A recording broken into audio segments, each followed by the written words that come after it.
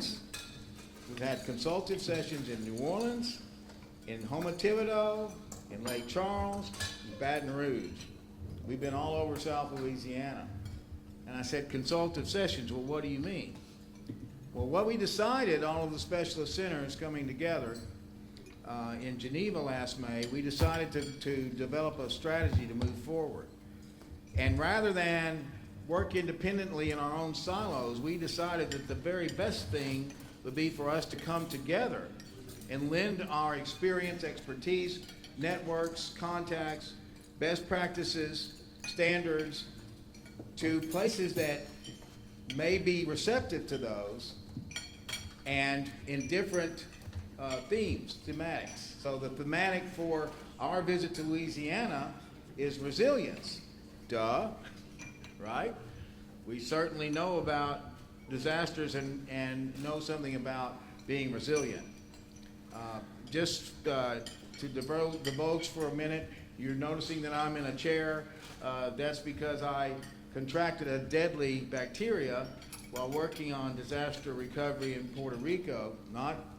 This is not indicative just of Puerto Rico.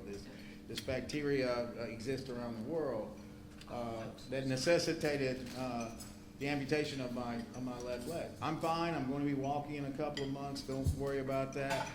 But, you know, if I were sitting there looking at a guy in a wheelchair talking about resilience, I kind of wonder. So just wanted to clear that up.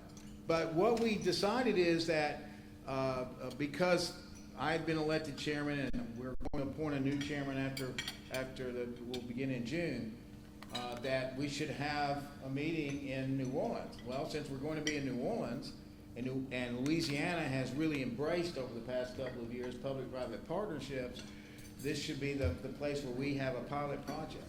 So this is the pilot project. It's never been done anywhere in the world. We're doing it for the first time in Louisiana. And until today, I said, if we succeed, we have succeeded. This, we hope, can be a model that can be used anywhere in the world with a variety of thematics, including maybe water. I'm always picking on my friend Diogo Oliveira, who you'll meet, because he runs a center in water and sanitation. So maybe next time we'll be in Sudan talking about water and sanitation. I'm sorry, Diogo, I'm not going to say that again. But the point is, for Louisiana, we are being put in a leadership position. The first time this has ever been done anywhere. So hopefully we can be proud of that. So today's going to be multifaceted, as I said. We're going to have one of our own, Monique Boulay, who runs is the CEO of the Acadiana Planning Commission in Lafayette, who did a first of its kind ever herself, bringing together multiple parishes to do a multi-jurisdictional hazard mitigation effort. And it was a part of, again, a first ever Louisiana, the governor of Louisiana after the 2016 floods that we all remember, asked FEMA to do a comprehensive study of all the watersheds in the state. Well, we always think of the Atchafalaya when we think of that part of Louisiana, but actually the Vermilion River flows right through Lafayette. So it was a Vermilion watershed. And Monique will tell her wonderful story of how she brought, and we all know, let's just be honest, in most places, but in Louisiana, we have to pick on ourselves, parishes are like fiefdoms, right? She brought fiefdoms together to do this. It had never been done before. So Monique's going to tell the story of how that happened. Then we're going to have our Specialist Center in Policy and Laws, Mr. Mark Ferlet, is going to discuss the principles of People First Public-Private Partnerships, what this really means in practical terms. Mark's very passionate. You'll enjoy hearing him. And then we have another of our own, Bonnie Canal. And Bonnie is the executive director of Vacuteer. And if you haven't heard about Vacuteer, she'll tell you about it. It's a fabulous, what we call in our terms, a soft public-private partnership. It's not a bridge. It's a fabulous program that is teaching resilience right here in New Orleans that Bonnie just won an international award for. This fabulous thing. And so Mark and Bonnie are going to have a conversation about how Vacuteer fits within the principles of People First Public-Private Partnerships. Then we're going to have a video conference with a group that I'm fortunate to be partners with called Regional Economic Modeling, talking about the economic case for resilience and looking at models that can show the return on an investment in resilience through reduced losses. And we have a couple of examples of that, one of which is the first trial run we did of this was in Monique's watershed initiative. And then finally, the last 10 minutes, I know you're all going to be exhausted. We have lots of coffee, so keep drinking. We're going to have the CEO of the Economic Development Organization in Australia, who's going to talk to us just for 10 minutes at the end of the program about the bushfires in Australia and the importance of their adaptation of resilience against fires. Again, another hazard that we actually have had in Louisiana. You know, I'm from Texas, otherwise known as North Louisiana. And when I was 12 years old, we had a severe wildfire that almost burned down the town that I grew up in. So hopefully you're going to get a wide breadth of information, knowledge, understanding, and in between all that, we want to have conversations. All the sessions that we've had so far have been conversational, and we want this one to be no different. So with that, you're all underway eating now. So I'm going to ask you to be prepared, because I'm going to pass this microphone, and starting with you, Desiree, I'm going to ask everyone to introduce themselves, and we have a good group of people. This is the perfect group of people. But just say who you are, who you're with. We have some of our members, and especially our supporting members, that donated to make this possible. And please identify yourself as that. If you are one of our sponsors, we call them in UN parlance a supporting member. Say you're a supporting member, because we definitely want to give you adequate thanks. Okay? Here we go. Desiree Creed, I'm Logistics Advisor for ISRC for this event, and I'm also an independent consultant in disaster response operating out of New Orleans. Hi, I'm Eliana Becknell with GNO Inc. on the business development team. Good afternoon. I'm Rachel Shields from Greater New Orleans Inc. I'm the Chief of Staff of the organization, and GNO Inc. is the economic development organization for 10 parishes in southeast Louisiana. So right, that tip of the Louisiana boot is our territory that we cover. Hello, I'm Lacey McManus. I'm Vice President of Strategic Initiatives at GNO Inc. Good afternoon. I'm Charlotte Connolly. I come from Department of Commerce, U.S. Commercial Services Office here in New Orleans. Good afternoon. My name is Caitlin Kane. I'm an economic developer and urban planning and consultant, actually, and just recently back from Australia, so eager to hear about the response that the Australians are having for economic recovery efforts. Welcome, everyone. I'm Tara Hernandez. I'm the current chair of the New Orleans, Port of New Orleans in the New Orleans Public Belt, and we're one of the sponsors. Ms. Hernandez, thank you for coming. It's an honor to have you here, and they are again, a supporting member. Good afternoon. I'm Dawn Reidler. I work at Evacuteer with Bonnie Canal, and I manage volunteer recruitment and training for Evacuteer. Hello, I'm Tasha Link. I'm with Evacuteer as well, and I'm the development manager. Thank you. Good afternoon. I'm Ricardo Sanchez. I'm the head of the Logistic of Infrastructure section on the Economic Commission for Latin America and the Caribbean. It's a UN ECLAC. It's the one out of 5 regional commissions of the General Secretariat of the United Nations. And United Nations ECLAC meets 45 states throughout the entire Latin America, from Mexico to Argentina and the Caribbean. And at the same time, I ask your license to leave because my flight is early afternoon. Thank you. My name is John Spears. I'm a member of the executive board, David, the ISRC. My company is Sustainable Design Group. We're a design-build company, design and build sustainable, solar, resilient homes in the Washington, D.C. area. I also founded the International Center for Sustainable Development, where we do sustainable community development and economic development in the developing world, and consult with local economies on sustainable infrastructure development. Yeah, one thing I should have said earlier, thank you, Bonnie, that microphone does not amplify your voice at all. It's for the live stream. We've had this problem all week. People think they have to stop. Speak out, please. That's hard to do. I'm David Wagner, architect in New Orleans, Wagner and Ball Architecture and Environment Practice. We, after Katrina, got deep in the water and try to convince people that it's a good thing. So living with water is one of our phrases. We've worked for many of you in the room. Wonderful. Dino Paternostro, locally with LegisLink, now globally with ISRC as David's Senior Policy Advisor. Thank you. Good afternoon. Jeffrey Hamilton with the United Nations Economic Commission for Europe. I'm responsible for public-private partnerships in Geneva. I'm Kenny Como with Green Development Solutions, Inc., consulting to do sustainable developments and sustainable new business models. I'm a sponsor here as well. He's a supporting member. Thank you. Good afternoon. My name is Diogo Oliveira. I'm the head of the International Specialist Center of Excellence on PPPs in Water and Sanitation. I'm also the president for the National Water and Sanitation Strategic Plan in Portugal.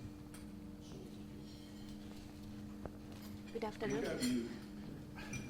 Good afternoon. My name is Yu Namba. We are hosting an International Specialist Center of Excellence on PPPs in local governments because we teach in university how to implement PPPs at the local level. Thank you. Good afternoon. My name is Jenny Yu. I'm located in Zurich. This time I'm independent consultant, and this time would be very pleased to visit in New Orleans to supporting David's Center to promote a resilience center for resilience for PPP projects. Thank you. I'm Arvind Mayaram from India. I was formerly the Permanent Secretary for Treasury in India. And presently I'm chairman of an institute which is looking after sustainable infrastructure. I have been associated with public-private partnerships for around 25 years now. Good afternoon, everyone. My name is Ella Dalio. I represent the Greater New Orleans Foundation. You heard Andy Coplin speak, our president, last Monday. We are the community foundation here in Southeast Louisiana, but we've also worked with a lot of our colleagues here on helping build the Living with Water movement in New Orleans. And originally, I was from the Philippines, so familiar with disaster as well from there. Another supporting member, and the first thought that hit my head was, oh my gosh, I wish you could have all been there to see Andy Complin's amazing presentation on Monday, but guess what? You can. Yes. Because all of these meetings and sessions have been live streamed and they're now archived, and I'm going to go ahead, hang on, Pedro, just 1 second. I'm going to go ahead and give you the address. We should have printed them on the programs, but things happen. The address is really simple. SustainableResilienceTV.com. All one word, SustainableResilienceTV.com. There are 2 buttons when you hit that site. One is a series of interviews that we did with key support hosts of the event. The other one is Resilience 2020. That is all the events that we've had this week. Please go, and if you don't do anything else, see Andy's presentation. It's fabulous. Sorry, go ahead. Good afternoon.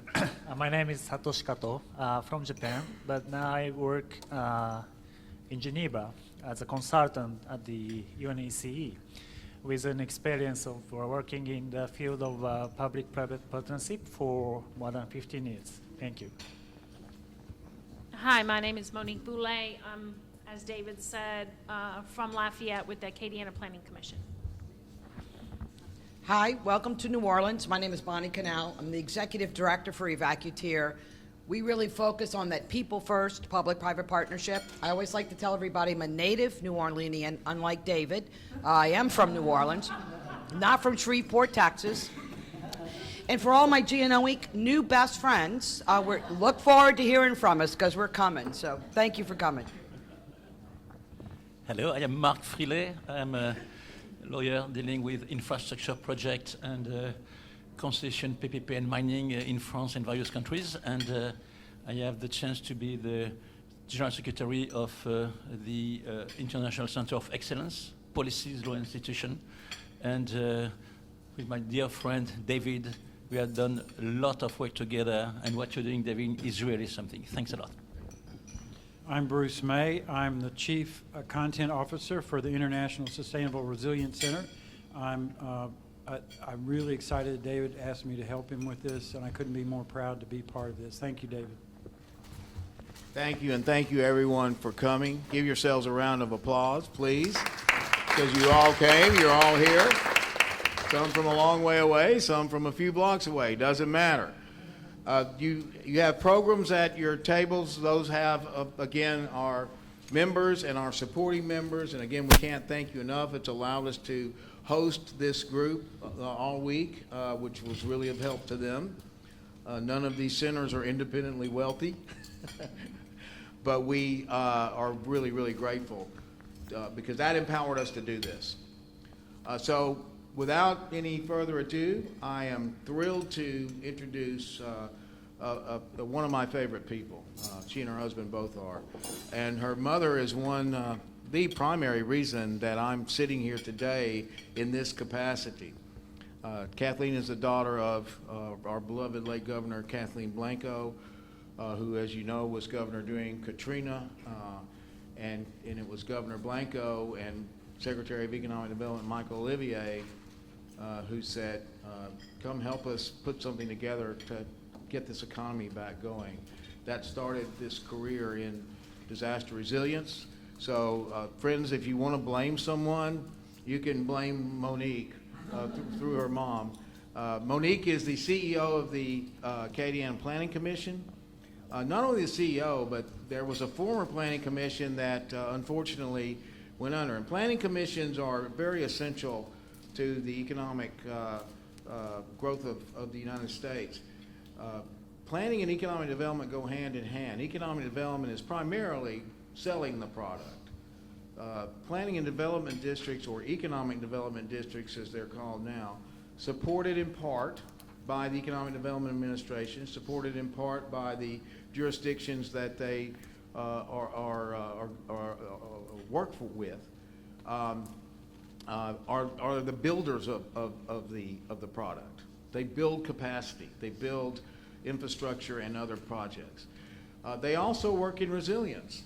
And Monique has an amazing story of how she brought together, again, these political jurisdictions to do something that had literally never been done before. So Monique, if you don't mind just coming on up.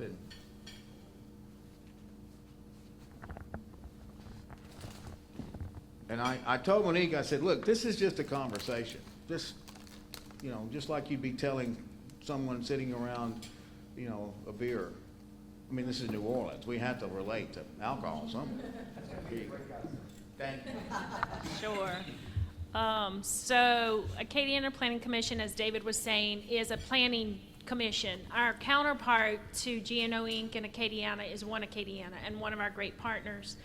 I often say they bring our businesses together, we bring our governments together, and then we crisscross where we need to make things happen.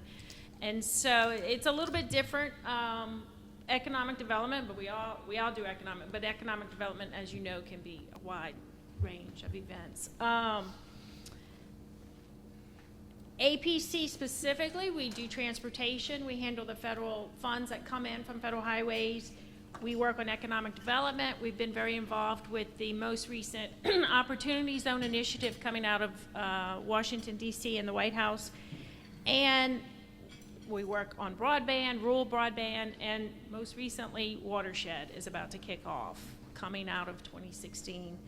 What happened in Acadiana in 2016 was not a hurricane.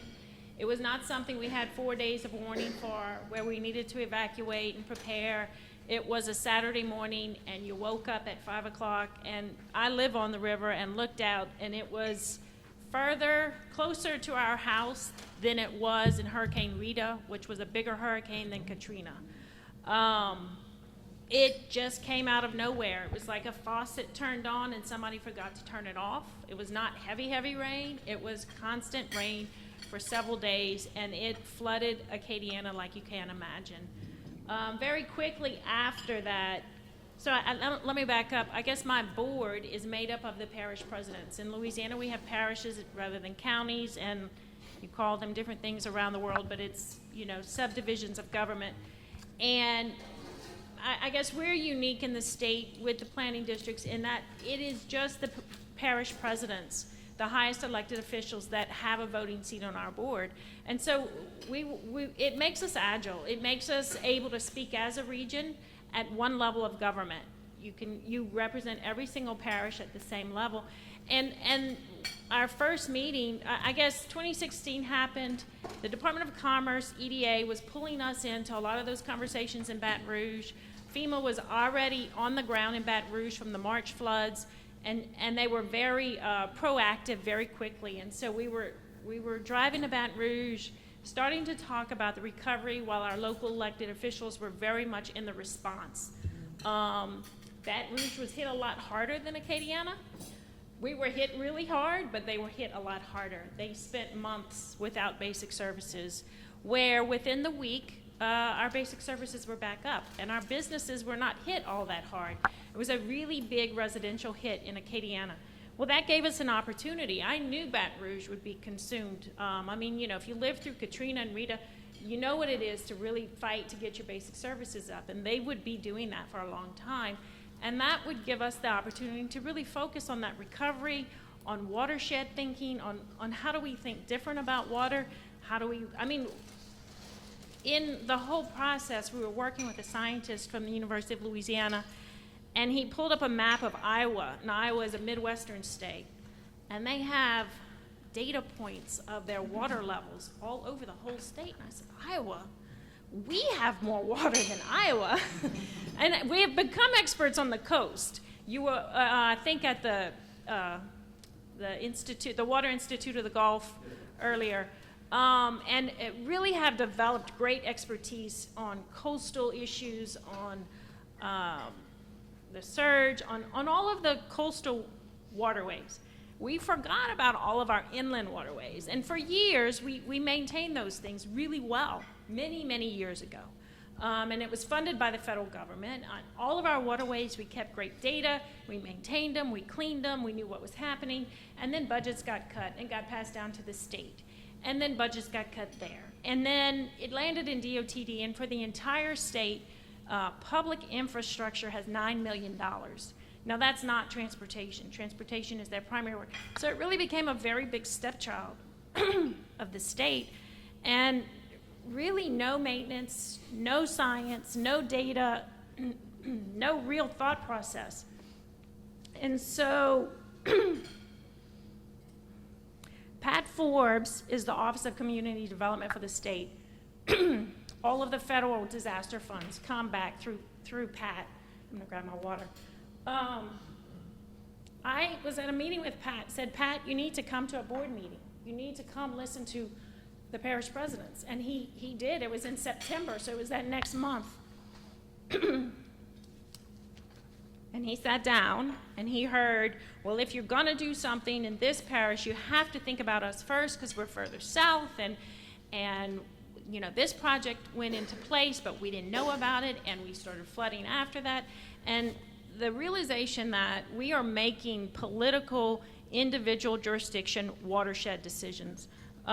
We are not looking at upstream and downstream impacts in multi-million-dollar projects. We are hiring engineers to model the project area and fixing, I say we elect a mayor because we need to fix drainage, and drainage is his issue. And we just went through elections, and that was everybody's issue. And we give them 2 years, and if they don't fix it, it's their fault, no matter how old the problem is. So They have to hire an engineer and say, fix my problem so I can show I'm doing something. And the problem might be in the next parish or even the next town, and they might or might not get along, and they have no legal authority to even look at the actual problem. They have to engineer a solution within this boundary, and they do that. Engineers are happy to do that.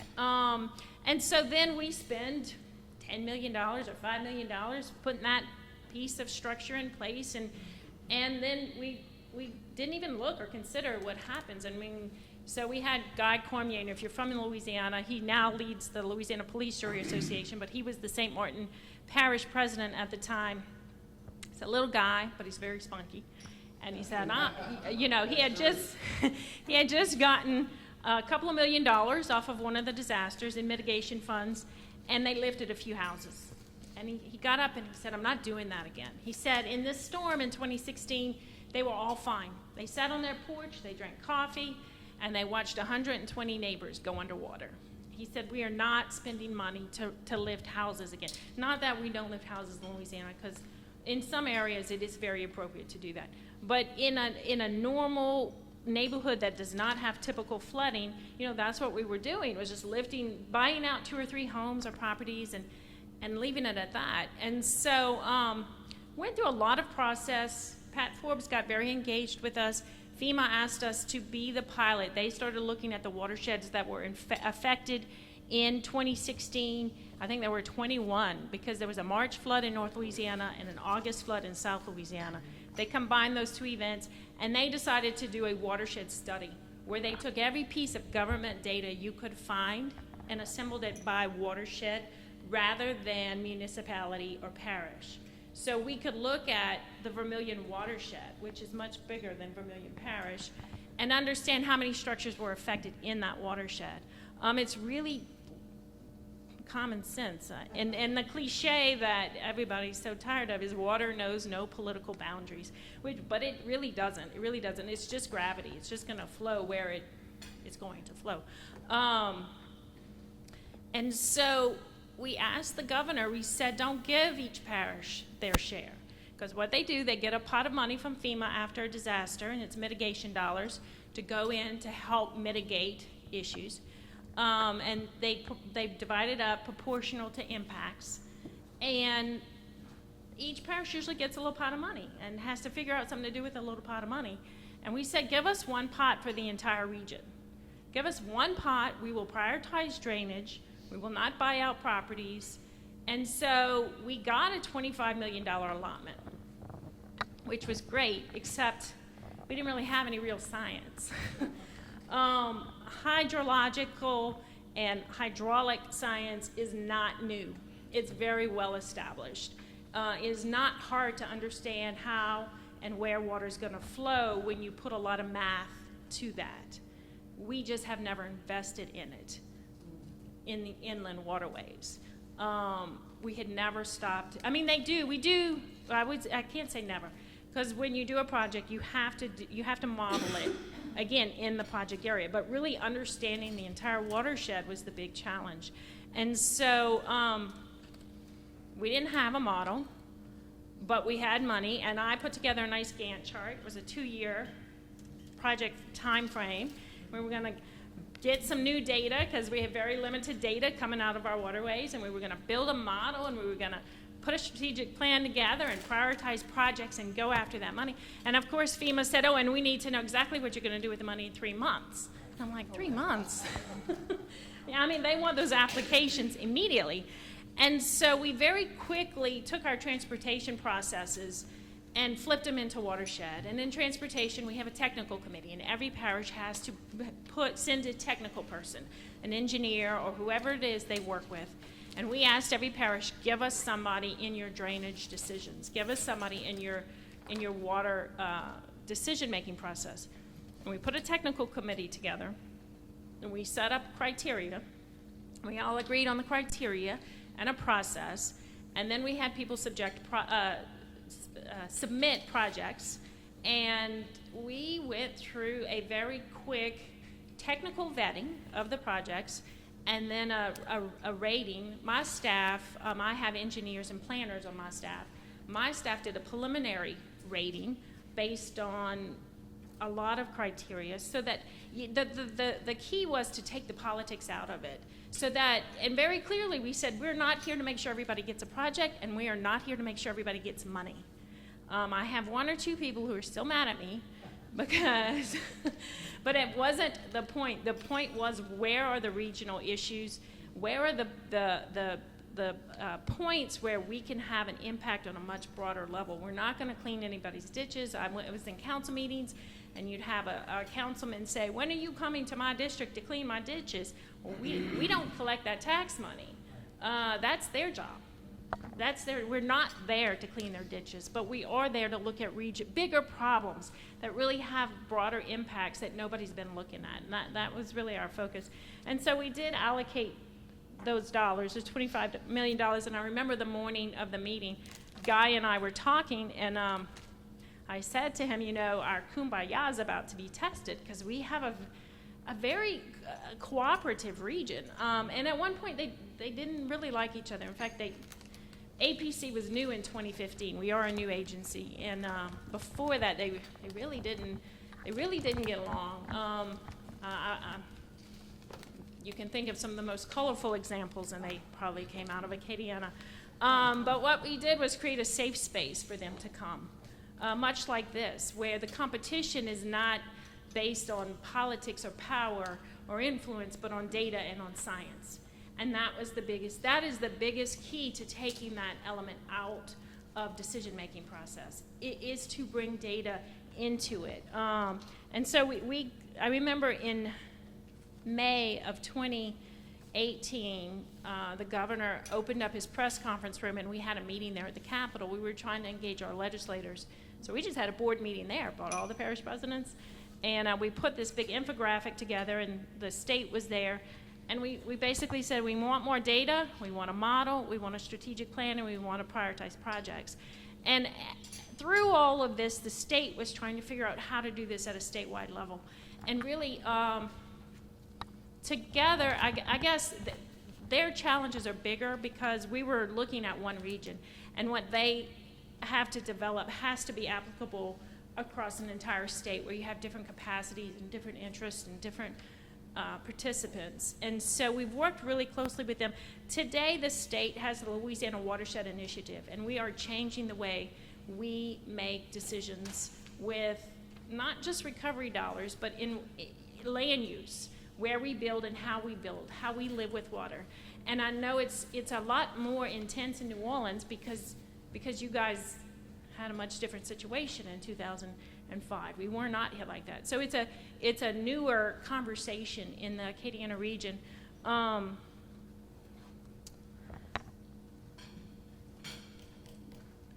So the state, that's what I was talking about, I'm sorry. The state initiative is now building models throughout the entire state. In Acadiana, we'll have a $20 million watershed model. Each region will have, so the entire state, all of the waterways will have that science in place. We will be able to look at it and back up and say, you know what, we need to figure out where we hold water back.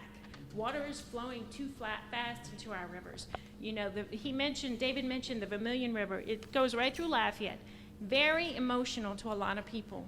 And there was a huge initiative just recently, through the election, through the last 9 to 12 months, to dredge the Vermilion. Huge public meetings, and Congressman Higgins got involved, and he led the charge, and he went to the Corps, and he demanded that they dredge the Vermilion River, and they said, we'll study it like the Corps does.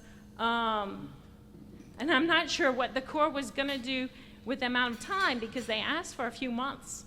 And in the meantime, the scientists we've been working with at the University of Louisiana, they had developed a model and had some of their PhD students actually modeling the river. And so the Corps joined, I guess they brought their scientists together with the study coming out of the University of Louisiana. And last week, or 2 weeks ago, before Mardi Gras, we had a meeting to release the results to Congressman Higgins. He had gotten money for the Corps to do this. They did it.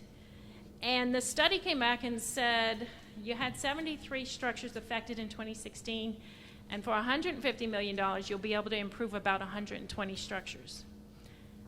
That's really does not have a cost-benefit return on it. It is really not a good project to do. It is not the problem that, the silver bullet that it had been made out to be. Now, at the same time, every engineer in town knew that. Everybody, anybody looking at data could tell you that, but the emotion of the community, of the election, of the elected officials, the newly elected officials, who didn't live through 16 in a leadership position, and they were all driving, we're gonna dredge the, and you know, it was creating a lot of insecurities around the region because other parishes were saying, no, no, no, if you do that, we get water faster. And so when Congressman Higgins came and they started talking, he got really angry because he had really stepped out in front of this thing. And he didn't quite know what to do because he had a press conference scheduled for 10 minutes after the meeting. And so I said to him, I have to thank you tremendously because this is where we have to go. We have to go to data-driven decisions, and we have to trust the data and look at the data and not make political, emotional decisions around $100 million projects. You know, and I think there's several in the state, and have we really looked at them from a complete upstream and downstream perspective, and is it really the most effective, efficient use of our money? You know, I believe that when we get down to it, we will have fewer infrastructure problems, we will have more green solutions, we have tremendous detention and retention naturally in this state. It will give us the opportunity to really learn how to leverage those parts of the state, those bayous and the areas where water is naturally. And it'll be more cost effective, it'll be more effective as far as lowering the floodplain, reducing impacts, and improving the quality of life.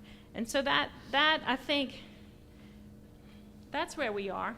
And well, the other thing the state did is put together these regions, these watershed regions. And so APC is heading up Region 5. We have 3 watersheds in there, 16 parishes, walking down the same path with 16 instead of 7. Very interesting. It's very interesting. And I'll say very excited about the variety of skill sets that have come to the table to create this steering committee to really decide what does, and the purpose of the steering committee, and this is directed by the state, is to decide what kind of governance do we put in place. Today we have levee boards, we have water districts, we have as many creative ways to manage water as you can think of exist in this state today, and it's not a consistent map across the state. Some areas have something, some don't. Some are funded, some are not funded. It's very ineffective and inefficient. And so we are, over the next year, going to determine what governance looks like from a watershed perspective. It's very powerful and it is very rewarding, but we still have a lot of work to do. So I feel like we really haven't completed it. But getting the results back from the with the Corps of Engineers sitting next to me, and those of you from the United States, you know, I said to them, because we're going to be sharing data with them, actually, using their data and using their modelers to help guide a lot of this. Our project selection should be at a much higher quality and should get through their processes quicker, as well as permitting. And Mark Wingate, who runs the Corps for the New Orleans, for the whole Mississippi watershed, for the New Orleans district, he says, you didn't say permitting. And I said, well, I did say permitting. Don't you think it should be easier? I overcommit if I think I can fix that. But the relationships are there, the communications there, the collaboration. It's the partnerships that we have that really make this possible. And so that's kind of our story. Thank you. Give her a big hang tight. I'm sure there are a couple of questions. The thing that was most amazing about this, and I was there for a good chunk of it, working on the recovery, was the way that these kings of fiefdoms, for lack of a better term, all coalesced and came together and said, okay, we know that if we do this, it's going to hurt you, and then you turn around and do this, it's going to hurt me, as far as floods. Right. So let's stop this craziness of fighting among ourselves, and let's all work together. And I have no doubt the results are going to be fabulous. There's another component to this that Monique's efforts gave us the opportunity to look at how we could model a return on investment in resilient infrastructure, resilient systems through damage reduction. And we did a pilot project, and we're going to talk about that a little later in the program. But that was the real magic, I think, Monique, is getting these guys to realize that. Stop fighting among yourselves. Come together, and you can accomplish so much more for each one of you. Okay, any questions? Anyone? Observations? How much did the whole thing cost? How much of a grant did you all get from FEMA and hazard mitigation? The hazard mitigation? 25 million, but that was for projects, that was for actual projects. The watershed initiative is 2.12 or 1.2 billion. The state, yeah, the state was awarded 1.2 billion. It still has not seen a dollar of that, by the way. Should be any day now. But they've been saying that for a long time, so we'll see. Yeah, but you know what we did on the front end of this, we didn't have funding. We really leveraged. We are grant funded basically. We don't have a tax base, but we leveraged the other grants we had, transportation. But DOTD was a part of this conversation, so I mean we just leveraged the heck out of a lot of different things to make this happen. We had the leadership moving in the right direction, and I just wasn't going to let it go and say, oh, I've got to wait for funding, because it would have never happened. Right, and you had key leaders in positions, such as Sean Wilson, who we heard from yesterday, Secretary Wilson, Department of Transportation and Development, who was ready to move forward and try to help. So I'm very grateful to you, Monique. Monique has a meeting to get to in Baton Rouge, so I told her she'd stay as long as she wanted. If you want to grab her and say, hey, can you tell me about this? I'm sure she'd be happy to. Can I ask a question? Sure. About, Hang on, can we get some, can you run that? Oh, no, thank you. Oh, it's absolutely, I should get up, I mustn't sit down, so sorry. Look, thank you very much, Monique. I was just trying to be, we're preparing some guidelines for the United Nations that will go to a huge group of people very interested in how disasters occur, what the dynamics are, the causes, who suffers most from the disasters, and how we develop resilience as a mechanism to fight back. How do you fight back? But just as a creative way, we have on the left, well, certain people here who know about disasters such as the current pandemic, and I'm using the word now, pandemic, which means that we've got to a point where it's spread, means that we have to call it like that. And I'm trying to think, well, here we are in Louisiana with the problems we have with water. Now we have problems with a virus. Are there any parallels between how we fight back against water and how we fight back against a virus? We had a discussion late last night over some Moscow mules. I'm afraid sometimes we have to deal with some of the awful things we have to do. We have to deal with Moscow mules. I suffered in particular because I went over my limit and went round and round in the room. But sometimes I go round and round thinking, how do we deal with this and try and synthesize the response? And I see that some of the responses you were talking about, I see some of the causes, CO2 emissions, construction that shouldn't have taken place. I don't know if Kenny's here he was telling me about the construction to get canals, which went through the natural environment, and that transport of oil and gas caused diversions, which caused flooding, and you were talking about how to keep the water away. Well, the construction has been perhaps a cause of that, just as CO2 emissions are a cause of base of development, and that causes death, that causes insecurity. Many of the inequities we see in Louisiana, it's been the poor who have suffered the most. It seems to me it's been the African Americans who have also suffered the most as well. I know rich people suffer, but I would say also it's poor people that suffer. So what we have to do is think of some guidelines which look at the fight back, the environmental, moving away from the levies, which have been very, very important ways, but looking as much as possible in the natural environment as solutions. That conceptually is a little bit difficult to understand, but maybe we can come up with some good solutions there. Sustainable systems of, so I think we're moving to a green infrastructure. That I think is what's constant.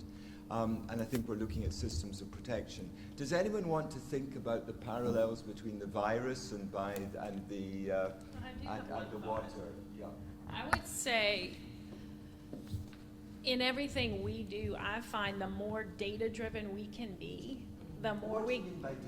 I mean, I know, I hear that. yeah. So in another area, we're working on rural broadband. And in the broadband industry, one of the big issues is the major providers have come in and put in a certain level of infrastructure that makes sense for their financial statements. But we don't have very good broadband throughout the state. And it's hard because there's a huge political battle. You fight. When you have those giant companies at every board table in the state, and they don't want to talk about it, and they don't want to make the infrastructure, and there's federal money, there's $20 billion at the federal level.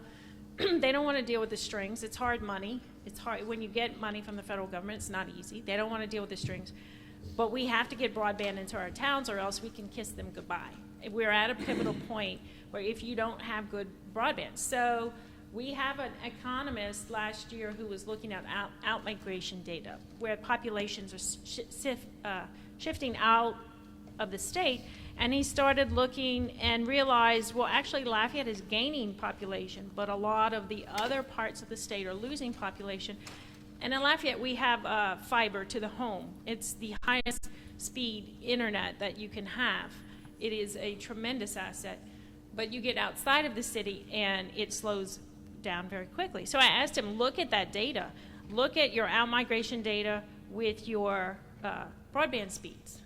And sure enough, he's just started that process, but it gives some hard numbers that the populations that are losing people have not improved their broadband speeds in several years. I mean, if we can put hard data on that, that helps us break through the politics that happens at much higher levels. You know. I'm sorry, I'm just trying to work out what you're saying. What you're saying is extremely eloquent, but just breaking it down into how does data affect the politics? Well, it's much harder for an elected official to make a bad decision if there's data in front of them. Or I would say it's much easier for them to make a good decision if they can look at their constituents and say, I know you really want this, but it will really harm this. If it's not just their opinion, if they have data behind what they're saying, they can make much better, and typically will make much better decisions. Well, that was the whole thing about dredging the Vermilion River. Exactly. There's exactly. Well, it's obvious. It's going to help the drains, and they did it. They did the when you analysis. look They at got the data, and it was totally not. May I just pursue a wee bit more before you take over? on the community side, and we're very interested in this concept of community resilience. And we just received a very interesting case study on community in Japan fighting against the tsunami, which was one of the worst water disasters that was imaginable, with huge devastation. I think over 20,000 people lost their lives. We're talking about how communities work within networks to exchange information to lower the risks. Right. And that means sometimes out of communities, leaderships emerging. Leaderships that can come against intransigent leaders who don't want to spend budget money to make to do the risks. It also means a connection between communities and scientists and think tanks. Scientists and think tanks can make the warnings, develop the early warning systems. They can maybe put the sensors in, which can talk about water flows, and the sensors can be the early warnings to the rising sea levels of water, which can cause damage and harm. And of course, communities and private sector business, how communities can get resources. Are partnerships sufficient? that can build community resilience. These are some of the bullets that I'm thinking of in terms of bringing the, I'm trying to think of a concept, a rounded concept that can deal with risks both at the, both at a pandemic stage and both at a flood stage or a natural or in disasters such as we have in Virginia. So I'm sorry to be giving you, in Louisiana, I'm sorry to be giving you these types of issues. Maybe one word on community resilience. How are you helping communities become more resilient? So again, I'm going to go back to information, understanding, you know, the Vermilion River, and if I use that as an example, which it is really relevant today because still a lot of people don't believe the model. But what happens is it's connected to the Gulf of Mexico through Vermilion Bay. And somebody mentioned Hurricane Barry, and there was a big effort to turn off. So if the Army Corps of Engineers back in the 50s, or even before that actually, diverted the Mississippi River, or diverted the Atchafalaya River, I guess, away from, so that the Mississippi River would not move out of New Orleans, basically. Commerce had built up in Baton Rouge and New Orleans, and it became the purpose of the Army Corps of Engineers to protect that commerce. And so they tried to control the river, and there's a huge structure in Krotz Springs. And so they shut off the pumps in Hurricane Barry, and we didn't flood. And everybody screamed, oh, we saved everybody, we saved everybody. But I live on the river. The pump shut off, the river went lower than I have seen it in years, but before the rain ever came, it was full. So I'm taking pictures and videos and sending them over to UL, the scientists. It's a Saturday morning, and I was like, guys, the river's full, and we haven't gotten an ounce of rain. And they said, well, they're watching the model, and Vermilion Bay is backing up. We have tidal issues in that river. Nobody wants to accept that. But that's a real reality. So you could dredge it, make it deeper, make it wider, and the Gulf of Mexico is coming right up to flatten it out at the same level. And so we could spend hundreds of millions of dollars dredging it, and we're still going to have the same surface level, which is controlling this river. There's very little slope on it. And so to help people understand the things that control that river, the slope, and we do have to break it down for our community to understand, but we have pretty savvy people around the waterways. Much of our recreation, fishing and hunting, it all exists around the waterways. So it's really educating people with data and understanding people want to make the right decision. And in the absence of real understanding, we create a reality to make a decision around, whether it's right or not. And you can't fault people. You have to make the best decision with what you have. I'm just saying, give us better information. Help us understand it. And there's all kind of different disasters. I'm thinking about the tornado that just hit Nashville, and I don't know, I haven't thought about tornadoes. Typically, we have a little warning with water, or we can build science around it. You know, water, I think, now the sea rise is a whole other issue. I mean, we've got that coming as a state, whether we like it or not, you know, but they really are trying to attack that with science. I don't know if we can or not. Some people say yes, some people say no. But just since you're going maybe soon, private sector, this gentleman made one of the best remarks during our week's visit when he said that maybe a special fund should be set up to deal with the resilience issue coming from the causes of the problem in many the industry, the oil and gas industry. I actually have a further better idea that I elaborated on yesterday after talking. So like in Florida, I live in Florida now, but I'm born and raised here. When you do new developments, we have to mitigate the wetlands. So every single new development takes into consideration the environmental impact. By you putting a shopping center here that's 3 acres of concrete, you have to have some water retention somewhere because that water needs to go back into the system because we get our water from the springs, okay? And then you have to, if you don't have those quote-unquote mitigation water credits, you have to go buy it. And so an idea that I had, and I'd like to, I'm gonna get with Dino, try to get it further up the pole, so to speak, but a great idea would be to create some water mitigation tax credits. The state owns the land, okay? And it's okay, if if you're gonna build XYZ development to offset the impact of the water, you need to mitigate it with these credits. And that money can be used and monetized to fix the shoreline of the coast. Right. It's a simple concept. I mean, Yeah. you can monetize anything if you have it set up right. Yeah, and that does remind me, there is some conversation, and I think it is happening in other areas. It's similar to the Paris Accord with the, with the Yeah, carbon credits. It's right. a similar thing. Right. In Louisiana, we need water credits. But, you know, I will say this, we really have to back up in Louisiana and look at land use. Ordinances, and then implementation and, what's the word I'm looking for? Compliance, exactly. Youngsville was one of the hardest hit cities in Louisiana, as was Central, which is near Baton Rouge. Both have about a 20% growth rate. Two of the fastest growing cities in the state. Tons of new development. And some of those, I shouldn't even say it out loud, but there were waivers given in some of those neighborhoods when they were built. And those neighborhoods flooded. Fast tracking.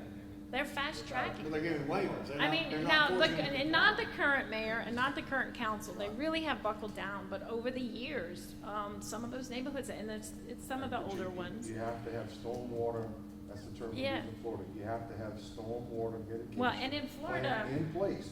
Right. Because the water has gotta go somewhere. See, you guys, in Florida, we really are trying to learn from what you're doing. You already have these watershed districts, you've got governance across the state. Yep. And I mean, And that was the question I was gonna ask you. The next Yeah. question was, we have what's called SWIFMUD, which is Southwest Florida Water Management District.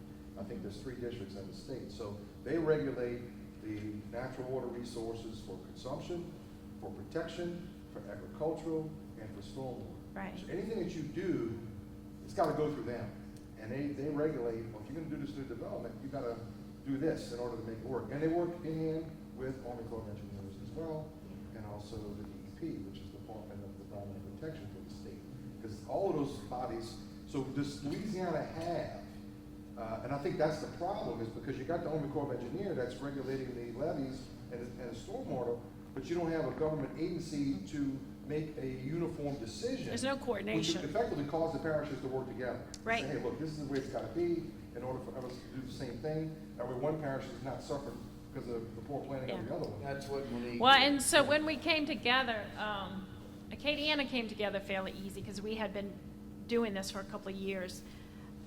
In other regions, in the Baton Rouge region, one parish was suing another because they wanted to build a levee and they had the resources and it was just going to increase their floodplain by a few inches and they didn't really care and so one was suing the other and they certainly didn't want to sit at the same table. I was in a meeting at the Capitol and somebody stood up and said, "Do you mean we have to go and sit in the same room with those people?" And you're neighbors and you share a watershed. And I mean, it wasn't my answer. Pat Forbes, he had to answer it. But I mean the collaboration, and so the state has to look at how do we incentivize this collaboration? How do we make sure it happens where it's not so naturally happening? I mean, it's a big challenge. And that's an outgrowth of this. We could have this conversation all day, and Monique, you give her please another round of applause. Thank you so much. But we are about an hour and a half late right now. So I made a decision, unfortunately, you guys already look like you're long in the tooth. We're going to try to reschedule the 2 speakers that we had coming in via video conference because I promised this gentleman who came all the way from Paris to be here this week that he would have the opportunity to present what he's about to present to us as a group and to our guests and our sponsor supporting members. So Monique, thank you again for coming all this way. She drove all. You remember where Lafayette was? Those of you from in our contingency, right? It's a long way. She drove all the way here to do this, and I think it was worth it definitely for us. Without any further delay, there's one. I'm sorry, I have to make one more introduction. He came in late. Mike Rainey. Mike Rainey with Brand Society. They are handling the public relations, the brochures that you have, the programs. They did all of that for pennies on the dollar. Another labor of love for this effort. Thank you, Mike. Let's give him a round, please. So with that, I'll introduce, he's already introduced himself, Mark Fillet. Mark's going to talk about guiding principles for People First Public-Private Partnerships and the amazing work that he is doing with his center. And then we'll have a Mark and Bonnie Canal have a conversation about Evacueteer and People First PPPs. It's all yours. Thank you.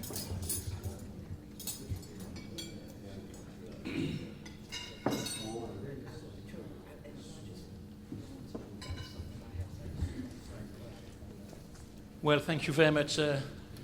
You will excuse my French accent, but I'm sure it is somewhere in your gene anyway, so you will understand me. Yes, what I'm trying to do is to summarize what we have been working upon for several years, i.e. to find progressively best practices, solution, and various process and procedure which will eventually to permit to develop People First PPP. And I do that on the behalf of a full team of experts, which are lawyers, which are environmentalists, which are economists, which are financial people who are working in the International Center of Excellence, policies, law institution for several years. I also have in store the benefit of having the Association of International Contractor Association representing the largest number of contractors all over the world, having participated to this. And today I will try to summarize what we have understood. So let's see. Sure. Okay.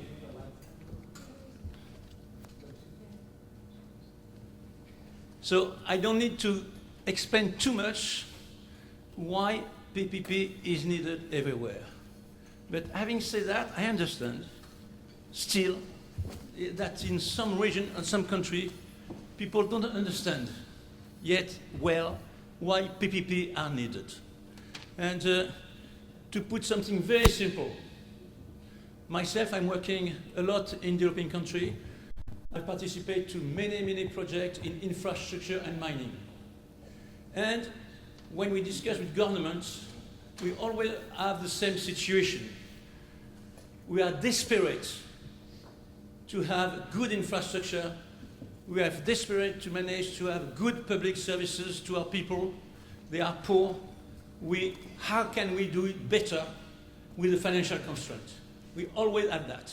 And then you have one minister say, oh, let's do power. The other, oh, let's do hospital.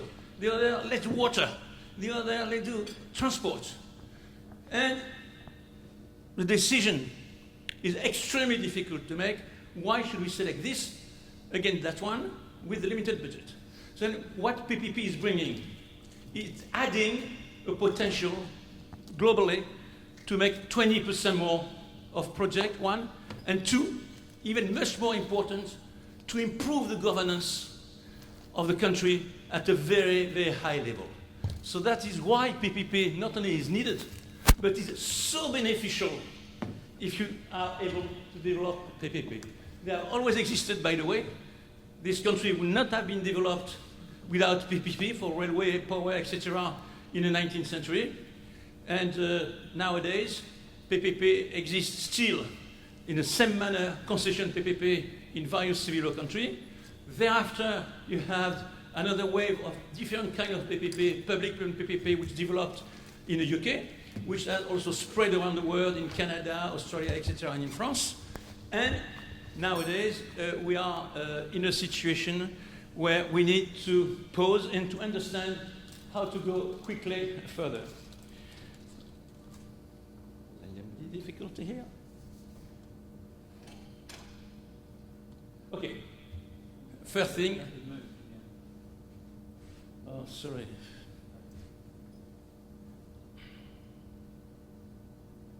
Okay. You could help him. So I was just trying to see what we're talking about. Okay. No, before. No, much before. Sorry.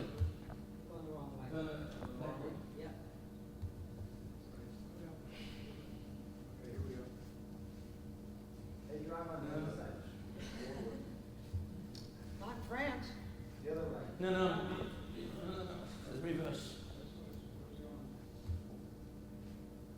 Okay, behind, yeah. Behind. Okay, there we are. No.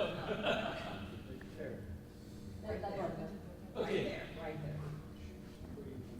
So then, very simply, so far, there was no international consensus and definition. And this created a lot of problems. You hear consultants all over the world with one acronym, another acronym. Oh, that is the future. This one doesn't work. And it's very difficult when you are decision-making people to find out which way to go. Now, also, what we find all the time, many projects are promoted under the PPP model. Many governments say, oh, let's do that in PPP because we do not have sufficient money. As simple as that. And in Africa, for instance, you have 2/3 of the project. We know in advance that although they are promoted to be developed in PPP, have no chance to be developed in PPP. Then you have other projects which could be developed in PPP, and that many projects could actually be developed in PPP. Many infrastructure projects, provided that they render a public service and that there is an economic rationale. Many of them could be developed in PPP, but not even considered in PPP. So that's another problem. And that's why we hear routinely critics. PPP equal problem, more or less everywhere in the world. So that is a real issue. So then there is something to do to clarify the place of PPP among the various forms of private participation in public infrastructure. The next one, I will show you a slide here that it seems to be difficult, but I will be extremely simple. For some people, PPP means simply that the private sector is building a public infrastructure. Of course, it is not the case. For some people, PPP means that the private sector is rendering a public service with a relationship with the public sector. Of course, it's not the case. This is a traditional way of contracting, which is when the public sector wants to have an infrastructure, a construction, or a service. The traditional way is that it makes all contract specification, and then it put that in competition to the private sector. That is the traditional contracting, simple contracting, called, generally speaking, design, bid, build. So that is what is done on a routine basis everywhere in the world to start with.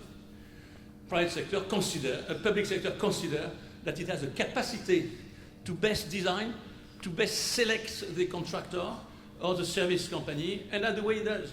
And then afterwards, it appears that often it's not the optimum solution. Specifically in the low and middle income country, you have corruption issues, you have cost overrun, you have procurement issue, you have design issue, so it doesn't work well. So what is the general trend around the world? Around the world, in this country as well, as I understand. The general trend is to go to more and more to design and build. So it is a different situation where the public authority requests to the bidder to contribute to the design of the infrastructure and the facility. Then together they arrive to the design of the facility or the building, and eventually the private partner is obliged to, by contract, to develop the infrastructure, to build the infrastructure on time, within money, and often for a lump sum price. So design and build is something which very often for the public authority is a benefit. The next one is turnkey. That is for the facility. Same thing for the facility. The public sector say, okay, my interest is not that much to make all the design of facility as we did before. My interest is to have a functionality. I want that facility to produce that amount of water with those specifications with key parameters, and I want to be sure that you're able to do it for a lump sum price. For the public sector, if it is able to put that on competition, it's a big advantage because it could benefit from the best technology. It has a lump sum price, and that permits to have projects on time and within budget, especially for facility in terms of output. That is something which is developing. But we are not yet in a world of PPP. What is additional for the world of PPP from that? It is the fact that the private sector is bound to finance the project. So that the key for PPP, from design and build, from turnkey, is that the private sector finance the project, and we arrive then into the world of PPP. Now, within that world of PPP, there are two different families, simply put. A first family where the public sector is compensated over the lifetime of the project entirely by the public authority. That is referred to often as a PFI PPP family or public payment family. And another one, which is concession PPP, where the public sector is paid essentially from users' fee. Why we are speaking of two families? Because they are extremely different in practice. It's not the same at all just for a private sector company to build a plant and to be guaranteed to pay over the years a given amount of money if the output is there, it is within a particular square and fences, or to take the risk to deliver, to improve the service with citizens which are always satisfied. So that is very different. So then it means that, to put it more simply, if you could go to the next slide. So then, to clarify the concept, it's quite simple. In both cases, in all PPP, you have design based on functional specification, which is put to the private sector. Build or rehabilitate, and finance the infrastructure. So the private sector has to design, to build or rehabilitate the infrastructure, and to finance. That is the same for two families. From there, you have a difference, which is quite important, major difference. In the PFI PPP family, public payment PPP, then the private sector operates infrastructure or utility, but does not deliver the public service to the end users. The other one is also deliver the public service to the end user. That is the main difference. Here, compensated entirely by the public authority when the service is rendered, and here, compensated entirely or mainly by the end users when the service is rendered. So, to give an example, in water you could have easily those various situations, and Diego, of course, would say that, which is that on the one hand, there is a PPP, and the private sector company is paid if and when the plant is able to produce, even on availability payments. That is a possibility. Or in water, the private sector company is required to operate the plant, to organize the distribution, to be paid entirely or mostly by the end user of the service. And of course, it is a very different situation for anyone. For the private sector, on the face of it, it's much more complicated. And then we'll see whether that is true or not, because many things can be said about that. Now, for the public authority, it's also very different, because in the first case, it has to find a budget entirely, and in the second case, because the remuneration comes essentially from the use of the service, then the public authority doesn't have to find a budget subject to a possibility of subsidy, which means, let's assume that in this one you need 20% subsidy. It means in a few words that the difference between the two is that here you can do 5 more plants than here. So that is what essential to understand. And in all cases, the contract duration is limited to the project cycle, which is amortization of asset, profit margin, and financial recovery. So that's essentially how to simplify the whole matter, and from there, everything could be, we feel, easier to understand. And so then, from there, we propose a definition. The next one.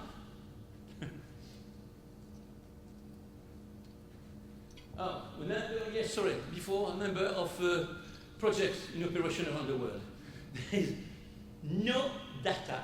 It's amazing, no reliable data. If you look at the World Bank data, if you compare with data in France, if you compare with data in Latin America, you find out that there is no reliable data. So we have done our best to summarize all this in this, and you find out that altogether we are in a family of concession PPP, users fee PPP. There are about 25,000 projects around the world. In a family of public-run PPP, you have about 2,000 projects around the world. In terms of investment value, concession PPP, you have about 1,000 billion, and the other one, 200 billions. I can tell you that the margin, the error margin here is at least 30 to 50%. Impossible. And it's very interesting to try to understand why. Anyway, that is the situation. Next one. So then,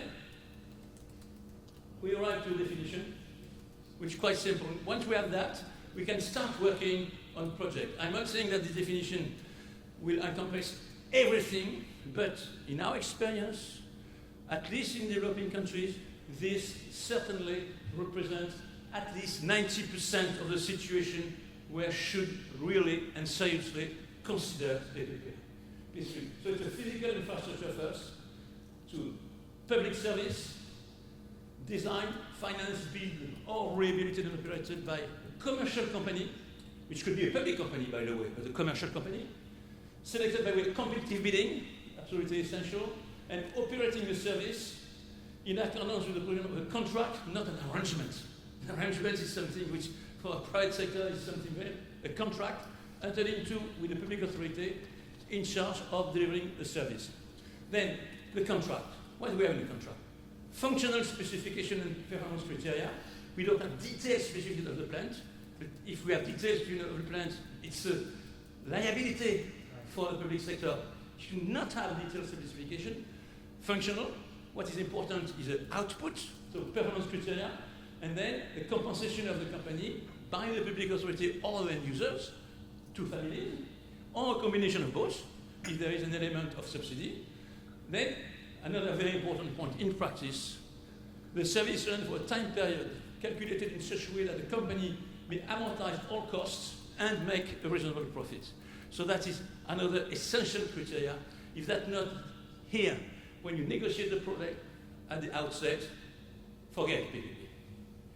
At the expiry of the term, the infrastructure is transferred in good operating condition, after 30 years, for instance, to the public authority, generally without compensation, unless provided for in the contract. So with this definition, when we write to a country, people start saying, okay, in our plan, we find out already half of our idea about PPP should be set aside. So next one. So then, we continue to try to progress. So we have the challenges from there. Everyone has an idea of the challenges, but just say that we have already mentioned the group of countries where concession PPP family is well developed, other group of countries where public payment family is developed. What is for sure is that currently, in the last 4 years, public payment PPP have received a lot of flack everywhere in the world, especially in the country which I invented that 25 years ago, UK, with the Treasury report. Then in other countries, France, inter alia, where they also tried this system, and we could explain very well why there is a flag. And that's why currently, when you look at the matter, more and more the developing countries are interested to see whether or not it is possible to find a way in a family to concession PPP and users fee. Main challenge I forget to put the main one, which is so obvious to me that I forget it. The challenge is the time. How do you manage to have a contract valid for 30 years where the public sector company has to render a public service which need to be adapted to the interest of the people that they can afford? So that is the main point, is the time. Then the other one are well known. Complex and costly product development, participation in the private sector to product development, people interest very difficult to evaluate in many cases, and then to put in a contract. Global contract approach, which is unfamiliar in many situations, and very, very poor track record in low and middle income countries. So, and those challenges, that's what we have been working upon for several years to find out what are the issues which are really, we can go to the next one, what are the issues which have to be analyzed and overcome, and we need a methodology.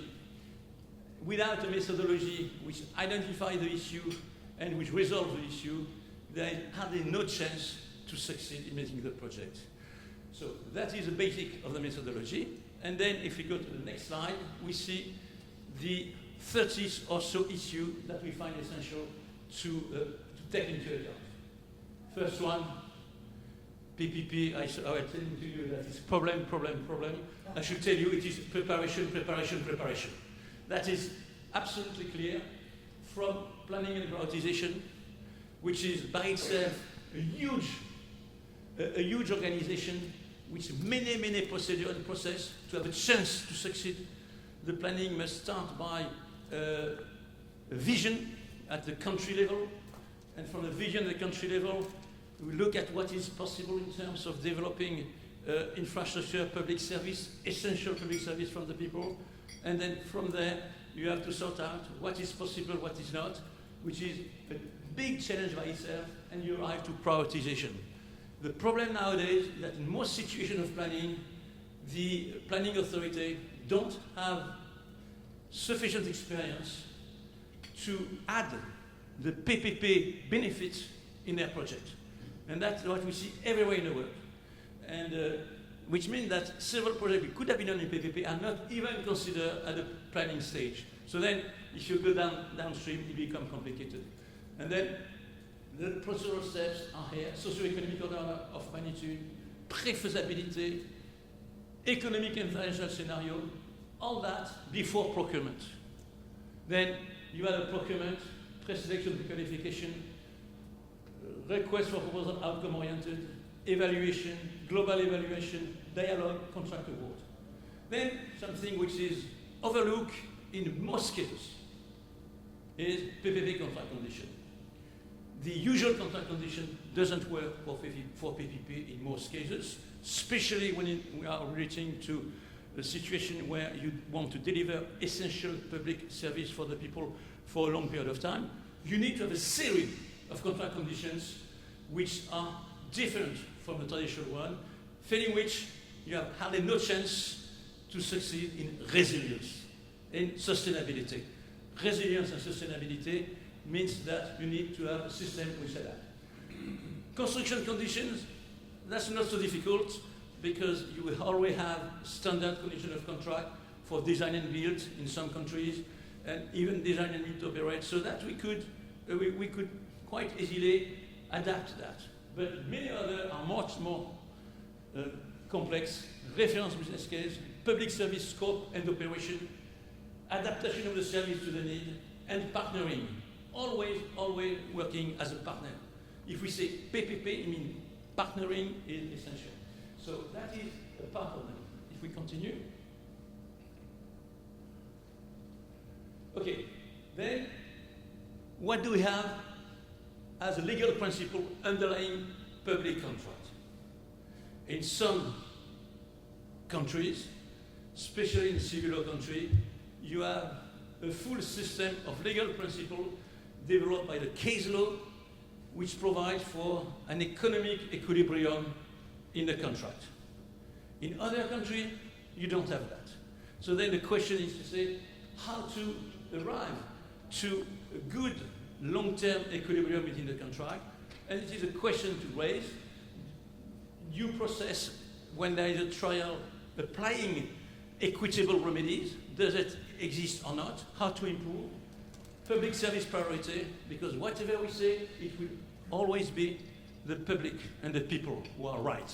If the people are not satisfied by a service for X month problem, the contract will always be a contract in distress, will be terminated, or other solution.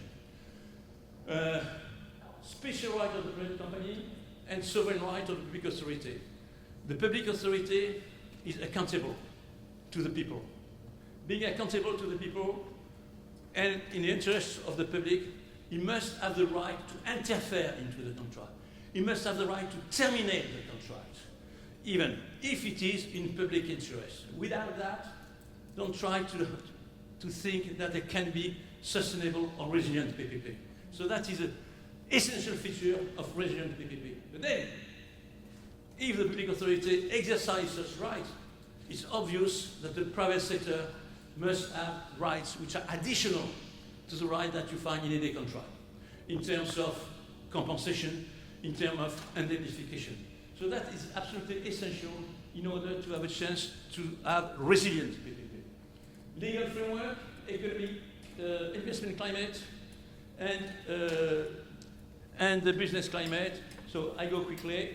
There are many things here also we have to be taken into account, and all that have been analyzed, and for all those elements, a Center of Excellence has proposed various reports and documents.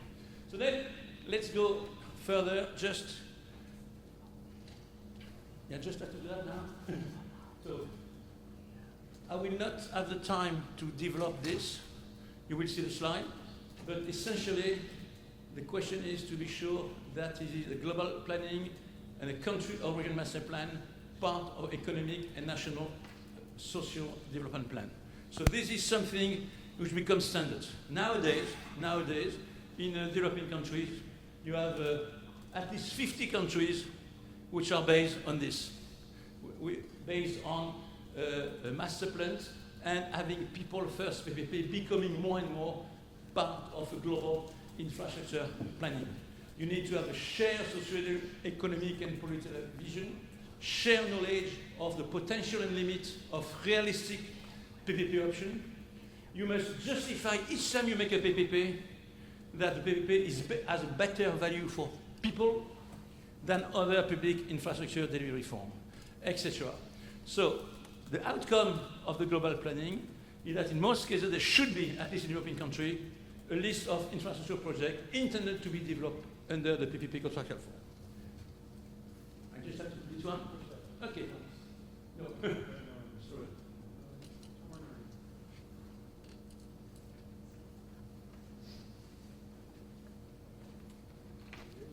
Okay. Thereafter, once there is sufficient analysis, you need to carry on with a blueprint of project prioritization. Thereafter, the contracting authority has to develop itself a pre-feasibility with a series of precise criteria, and it's only then that there is a possibility to put the project on competition. The feasibility itself is developed jointly between the public authority and the successful bidder, developing the function into a project, into a process, into a guarantee of output in terms of services. Thereafter, you have to find out how to procure People First PPP. The procurement of People First PPP is very different from traditional procurement. That is something else to fully understand. And you have very few procurement authorities around the world who understand how much it is different. It is different because in a big document, what do you need to have? Main objective, drafted in plain language. General scope of the service. Main functional and output requirements. Broad description of expected physical infrastructure. Main applicable norm and standard. Template clauses for the project agreement. Main evaluation criteria. It is, on the face of it, logic and simple. In practice, to do it, it is a challenge. If once the public authorities in a procurement system has that in mind, then they are able to simplify a lot the procurement. Instead of spending a year to design a technical specification, they just spend a few months for this, and they do that bidding internationally. Procurement highlight, I don't have the time to go into detail, just to mention that there are three kinds of procurement possibilities. Two-stage procurement. In that situation, there is a first part where the public authority is requesting potential bidder to share a few elements on the project, and afterwards there is a stage where the public authority make a summary and put that to the competition, and from there, generally speaking, there are two stages: a technical offer, which has a rating, and a financial offer, which has also a rating, and the successful bidder is the one who has the best composite score. The other possibility, which is more and more popular, is competitive dialogue, which means that functional specification, you pre-qualify a few bidders, and then you have negotiation with each bidder separately in order to take the best of each bidder. Another one, which is more for public service situation, like concession PPP with users fee, then it's competitive negotiation. The focus on competitive negotiation is not on the physical aspect of the facility, but on the service. So it's very different. You do not negotiate when the main element is a service. You don't negotiate with the same criteria as when it is specific. And that is something to fully understand and which is far too often overlooked. Now, what is essential also is to take care of misprocurement. If you don't have good remedy for misprocurement, there is hardly no chance that a serious bidder will come. So misprocurement should be clearly taken care of. And I finish with what I thought was the most important for you, which is a black box of contract conditions.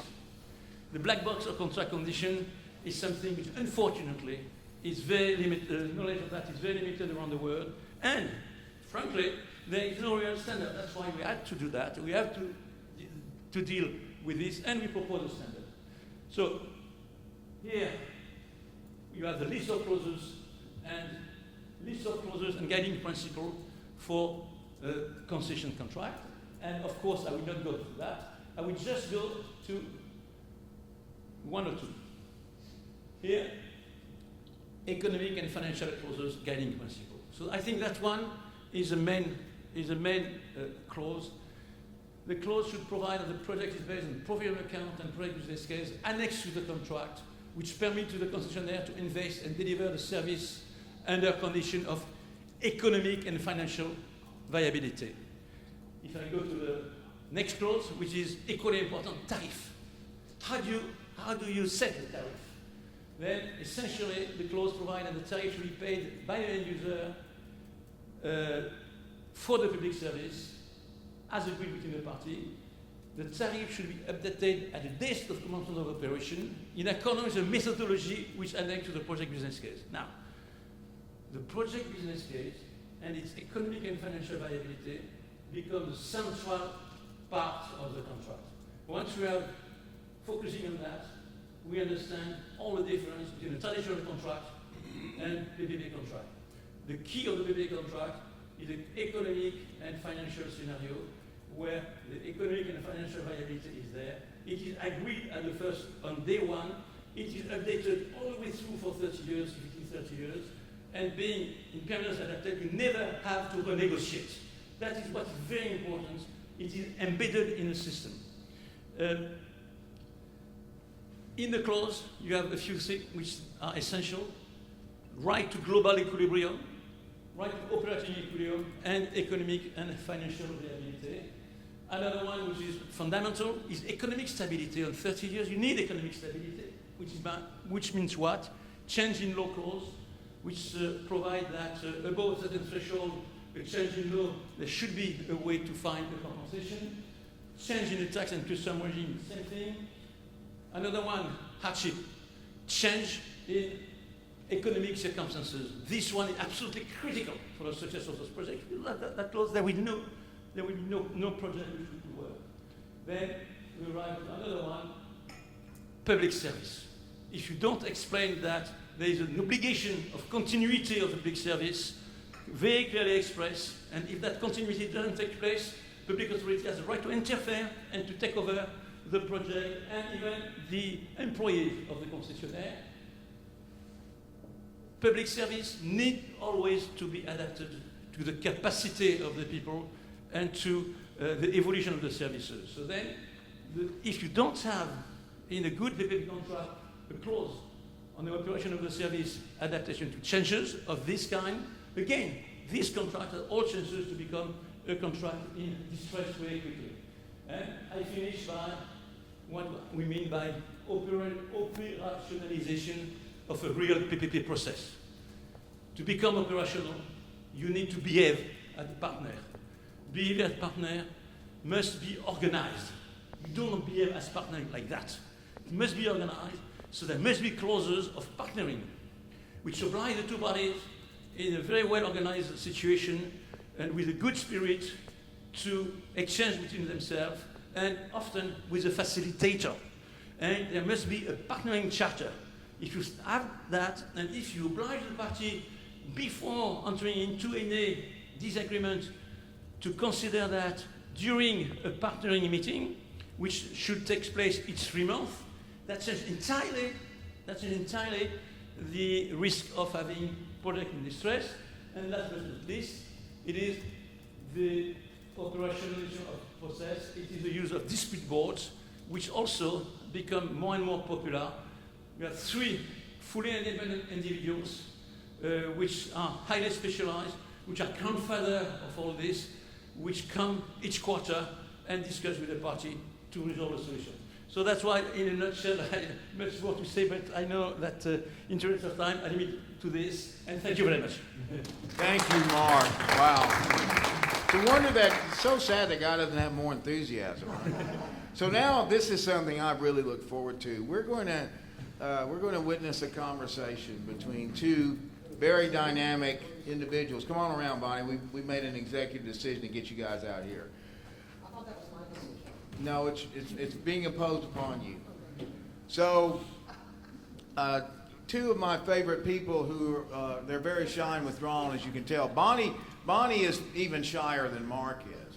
But Bonnie Canal, who's the executive director of Vacuteer, Bonnie is known around the country and around the world as a bona fide expert in business continuity, business resilience.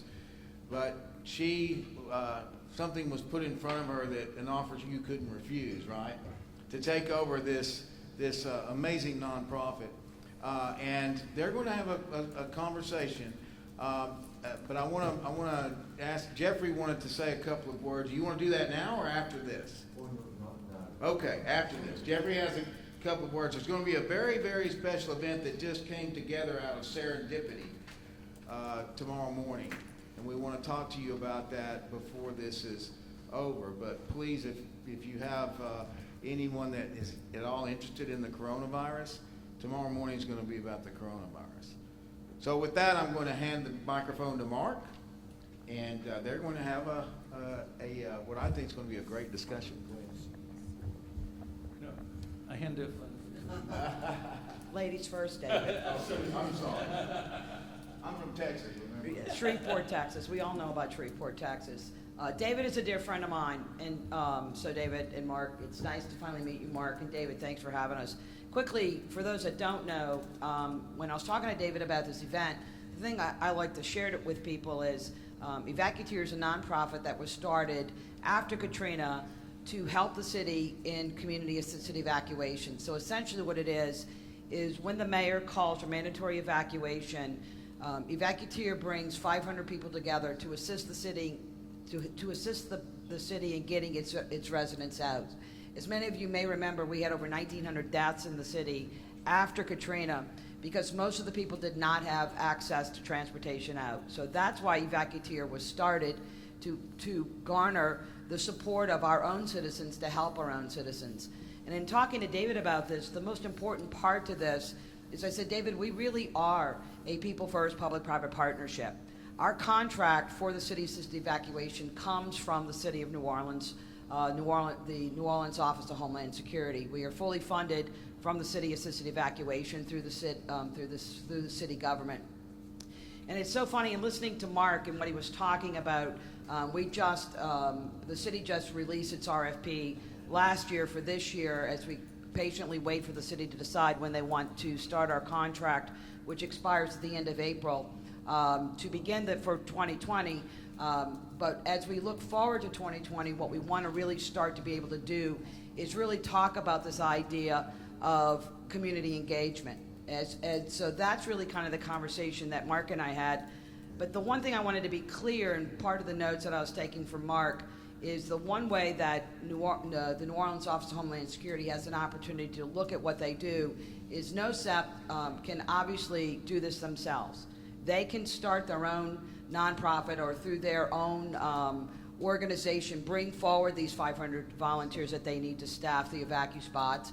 They can hire a private sector company to do this, or they can farm this out to an NGO. And so for the past 10 years, Evacueteer has done the NGO part of this process. And so with that, that's kind of the background of where we come from.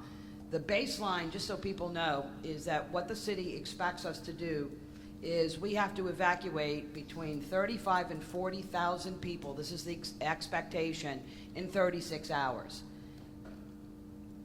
Nobody really gets that, but 35 to 40,000 people in 36 hours, which is very, very difficult to put it. I've seen some very, very, very, very big balloons that perhaps that might really be good use. Correct. Just put them in the Put them down, let people get on. Exactly right. And I think blow very, very strongly. Correct. All blow, and hopefully they'll get away into safer. Thank you. I'll share that with Colin Arnold just so that he knows that you felt the same way I did when I heard that number. And so part of the challenge, though, with us is, in truest sense of the word, that's physically impossible.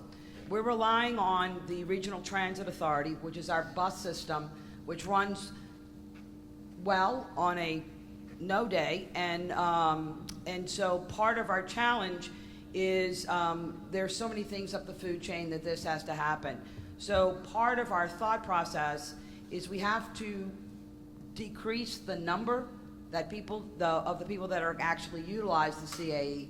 And so our answer to that is obviously going to be community outreach. And that's where Mark and David and I kind of brought us together to kind of have this discussion, because when we're talking about people first, he's talking about it from an infrastructure perspective. We are really talking about how we can bring the community up to that public-private partnership, because it's no matter how high you build the infrastructure, you can build it here, but unless you have community input where you can bring these two pieces and parts together, then, as Mark says, you have a contract in distress.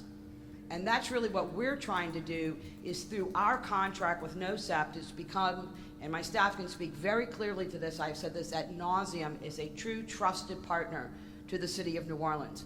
We have thought leadership. We have the ability to drive thought leadership out not only to our 500 volunteers that we have, or our 4,900 people that exist within our database, but we can push this information out to the citizenry of New Orleans so that they understand what is happening and how they can react or respond to the information.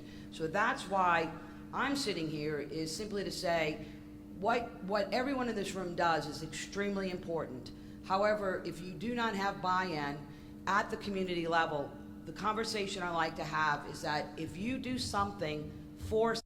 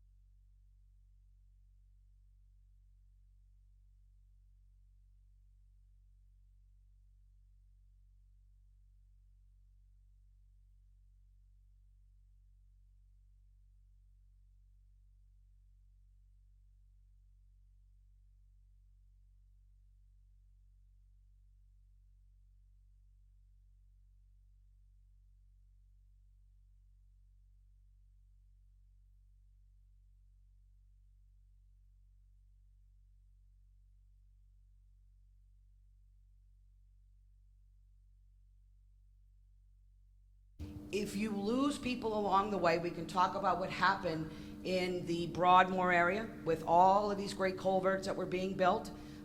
Mitch Landrieu did it for everyone. It was over budget and behind time. All of a sudden, people within that community felt it was happening to me, right? So why are you doing this? It's supposed to help us. Now you're doing to me.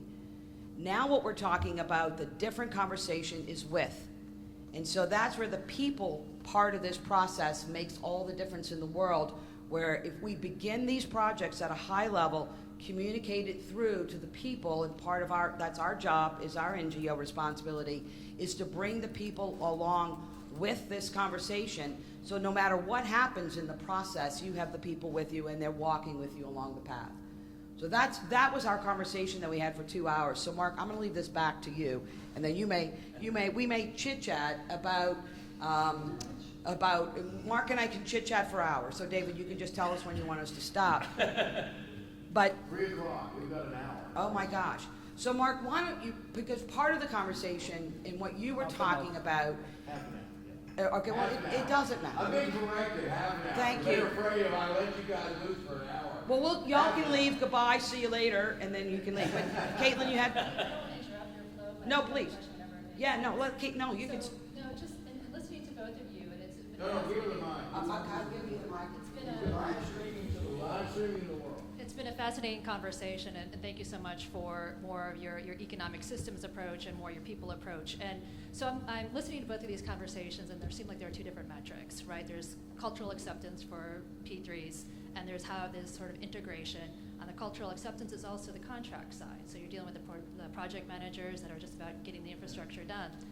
And so we have a divergent system, right? We have enabling legislation in the state of Louisiana that allows for P3s. That's done at the state level. But a lot of our projects through the MPOs are prioritized at the regional level. And these are the projects that are in the pipeline to be funded with a multiplicity of federal funds, but they have absolutely no P3 significance. There's no awareness for the projects that are getting done regionally that speak to your projects, which are about sustainability, resilience. That's what they're prioritizing, but they have no P3 mindset. So how do you create this sort of cultural acceptance at the regional level on the contract project management side, while still also integrating the people focus, because they're divergent, right? One is advocacy, and it's allowing that voice to be amplified and heard in this process. The other is, I have a 3 to 4 year political deadline, get my project built right away, make sure this contract is in place. They're not necessarily talking to each other. So I'd love to hear that. I'll let him go, and then I'll put my part. Excellent comment.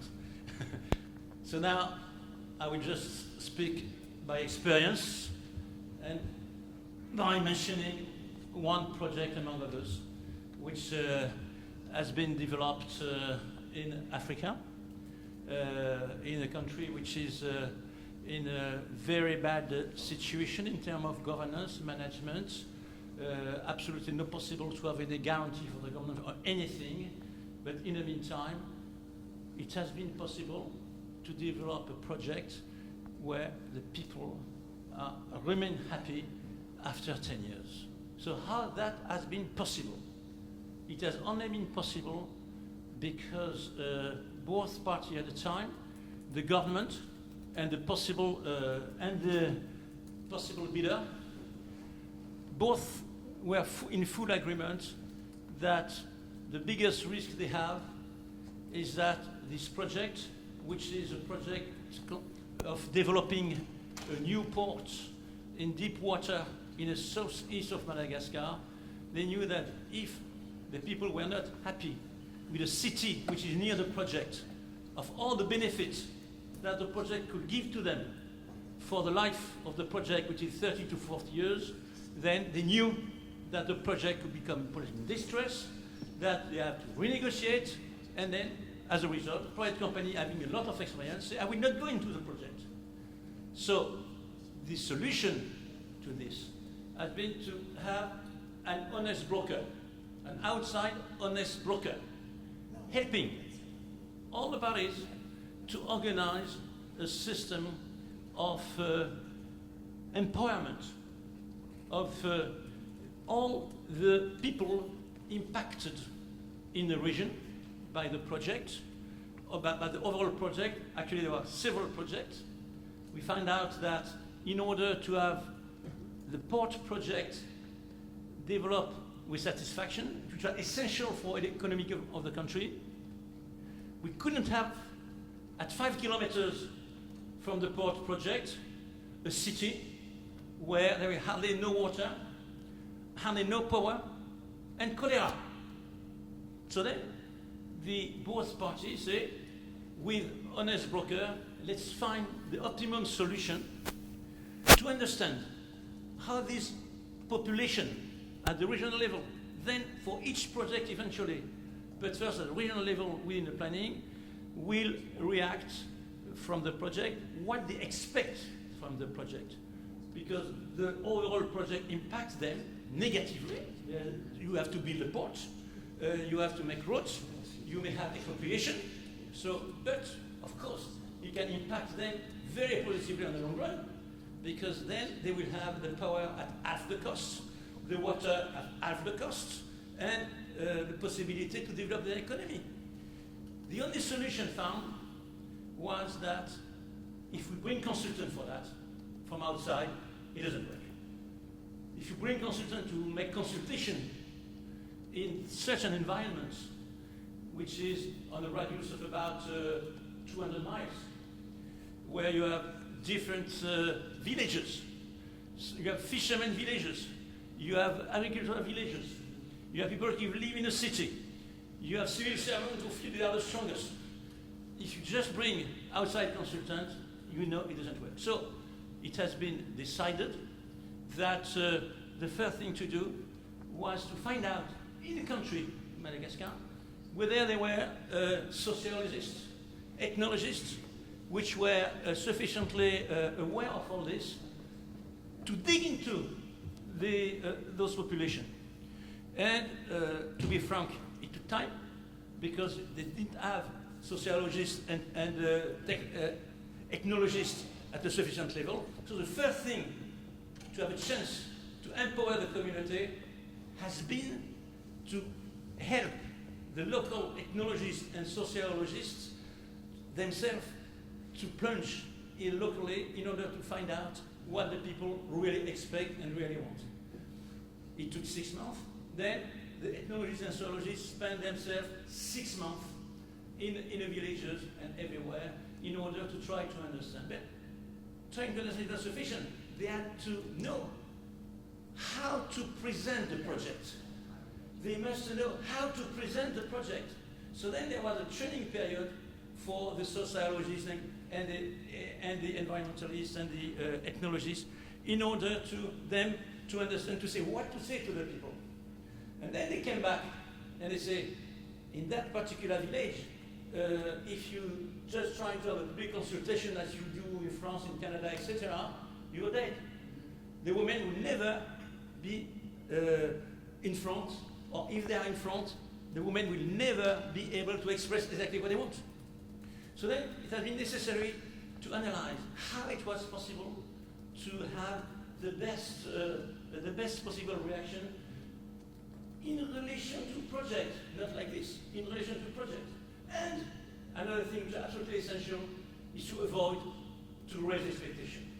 That is something which is very important because when a new project arrives in this kind of community, oh, deep pocket in there, how we get money? So it's very essential for the sociologists and ethnologists to be briefed that they should not tell to the people that they will get money, but that if the project is developing, they will be put in a position which is better than the position that they had before. And that is something very specific which is provided for with a lot of guidelines by IFC. So that's the way it has been developed. And what we found out eventually, that the planning was to put the port at this particular place. People say, we will not accept that, or if we accept that, we will have resentment, etc., etc. So then it meant that we changed the location of the port because of that. And also people say, look, if this port is exclusively for this kind of goods, etc., what about the future? We are in a place which has the potential to be develop with container ship, etc. So change the design of the port. So consequences, changing the location of the port, changing the design of the port because of the people. And then going further, question of water and power. And they say, good, we want water and power up to a certain level, but how can we have that if you don't have roads? So then the people contributed to the development of the road network, the water network, to the power network. They contributed to all this. And then what appeared that, oh, look, if we ask the power to come by having, for instance, IPP producer, then the outcome would be that the cost of kilowatt will be too high for us. What do we do? So then there has been a discussion, and the concession company say, okay, I will add some additional facility to produce the water and produce the power, and then you have. So in a nutshell, that's what happened, and now all that has been built and works, and without any so far any difficulty. Just something about the water which was very interesting. To start with, the planners said, we will provide you with this kind of plan so you will have marvelous water, power, etc. But then, you see, we don't need that. We don't need that. Why are you proposing us to have 50 liters of potable water all the time? We are still at the stage where it takes 4 hours per day for ladies to bring water. So we just want water here. So then, by saying that water fountain was selected, because the water fountain was selected, the water project would far less, and the people were able to afford to pay to the water. And that has been the situation of just that example. I'm not saying it's a perfect example, because in spite of that, what happened is that after all resettlement, which went on very well, still there are some villagers who say, oh, great, we get all this, 5 years later, want more. So they started to create problems. The contract was very clear. If they want more, it's a question for the government, because that has been done to resolve the issue. So eventually, this was done, and of course, in order to succeed, it was essential to add to this SEIA, Socio-Economic Impact Assessment, which was extremely far. The people say, we do not want you to come in that particular area. So several areas were put as a conservation area, which costed a lot because the project would have needed to go there. But without that, the people would not have accepted. There are many reasons, psychological reasons, etc. So this is something which has been repeated and repeated and repeated in several similar occasions. For us, that is what is sustainability. That is what is resilience of the project. Because then the project, this kind of project, continue to be resilient. Why? Because you have the partnership process that I mentioned just here. This partnership process, the people are in the partnership process, and that's a way to proceed. I'm not saying that it's perfect, but it is just an expense. And that's really the answer, Caitlin, isn't it? I mean, part of the challenges that I think that you addressed directly is that we don't have this process set up in the state of Louisiana. There is a disconnect, in my opinion, from what government does and then how it connects to the individual person. And I think that part of what we're trying to do with Evacueteer in 2020 and beyond is kind of change that dialogue. Everyone has elected officials, and the only way you stay elected is to be elected. And as Mark was talking about, or as we were talking about earlier, as Monique was talking about, you have a limited time. So you're elected, you have a 4-year term, show us what you've got in a matter of 2.5 years. If you haven't done it, then you're out. Then there's somebody else running behind you. So part of what we're trying to do is to really reach into that community, begin the dialogue. It's one thing for a community, as you can say, from a development perspective, we want to put a grocery store in this neighborhood. Well, the neighborhood doesn't want a grocery store. So part of it starts with the definition of what is your community and what does the community want. So I always say you begin with the end in mind. What is your desired outcome? And so part of the process that we feel from an Evacueteer perspective is an absolutely imperative is to go into the community, have the communities do a self-assessment. Talk to us of what are your challenges within your community, not only from an infrastructure perspective or from an economic development perspective, but what are your true challenges? Tell me what your challenges are. Socioeconomic? Is it education? Is it cost of living? Is it housing? Is it streets? Let's talk about these. What are these issues? And then we can collectively start to have conversations about that and how we can bring this stuff forward up to that. And what in my opinion, as a non-economic developer, is that many communities, as what I've seen within the state of Louisiana, especially New Orleans, developers come in and tell us what is going to happen because we're looking for that dollar. We sell our incentives at such a low cost, so you get a low return on your investment where people, again, begin to feel this is happening to me. So again, part of what we want to do is have this robust community engagement. And as Mark was talking about, it has to start from the beginning. And so again, where you can come into like Madagascar and put sociologists or psychologists in front of this, there's no better way. As everyone knows, New Orleanians have an opinion about everything. You just stop anybody and they'll tell you anything about anything, and they don't even know anything about it, and they'll still have that conversation. So part of this is to really begin that nitty-gritty, boots on the ground dialogue that has to happen to really start to create an idea of what their sense of community looks like, where their gaps are in their community, how we can expand our community out. That's the only way you can meet there in the middle.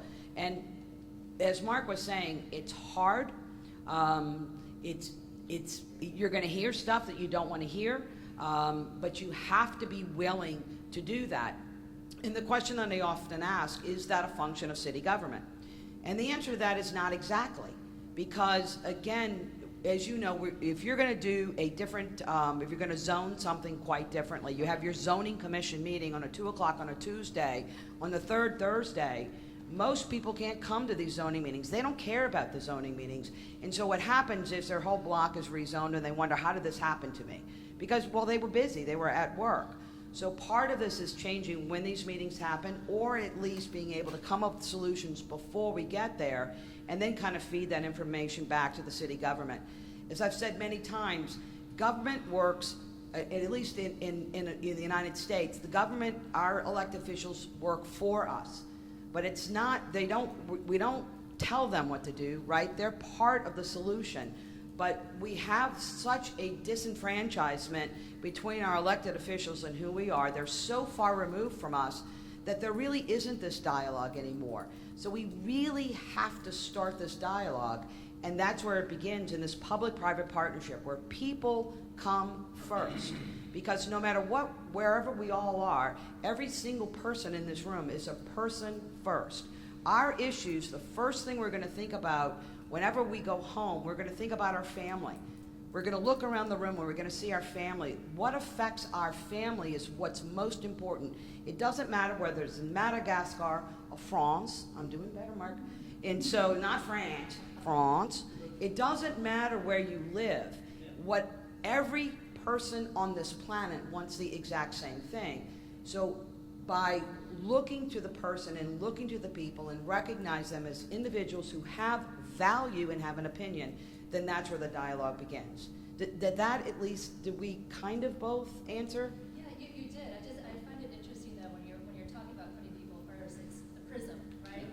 How one person's going to define putting person first is going to differ dramatically versus if you're an engineer or versus you're a sociologist. Both are thinking they're putting the person first. So it goes back to this system. How can we talk about PPPs without talking about an actual system that identifies all the different prisms, all the different color sets, and that everyone's kind of what each is contributing to that broader discussion.